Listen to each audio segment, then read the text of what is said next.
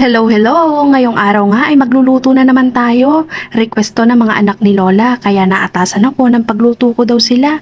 Eh syempre, sino ba naman ako para hindi sumunod, di ba? Ang una ko nga palang ginawa matapos kong mahugasan ng baboy ay iginisa ko ito sa bawang. Maraming bawang ay mas masarap. At kung inyong mapapansin, yung pagkakaluto ko nga pala sa bawang ay half cook lang. Dahil gusto ng aking alaga at ng mga anak ni Lola na malutong yung bawang. Matapos ko nga may gisa ang karne ay naglagay naman ako ng isang basong tubig at naglagay na rin ako ng kaunting toyo, kaunti muna para pumulay agad dun sa ating karning baboy. At kung inyong mapapansin ay sinunod ko na rin yung mga dahon, kailangan talaga nito ay lutong-luto at malambot na malambot.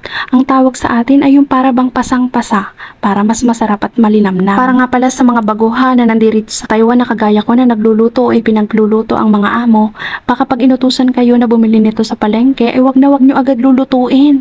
Ang gagawin nyo muna ay ibabad nyo siya ng overnight o kahit mga 3 oras o 2 oras dahil ito ay sobrang alat kaya no na agad ay lulutuin o gagayatin nyo.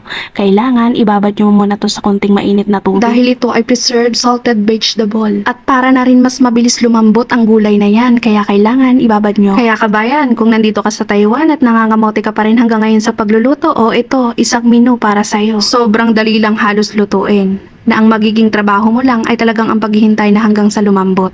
O siya, ayan na. Ipapatikim ko na to sa aking lola at kapag okay na, irerepa ko na to sa 4 na parte para naman tigisa yung mga anak ni lola. Pero syempre, magtitira ako ng pang-amin. Ano sila? Ako nagluto, wala kaming matitikman. Cheers! Thank you for watching. Follow for more. Bye-bye!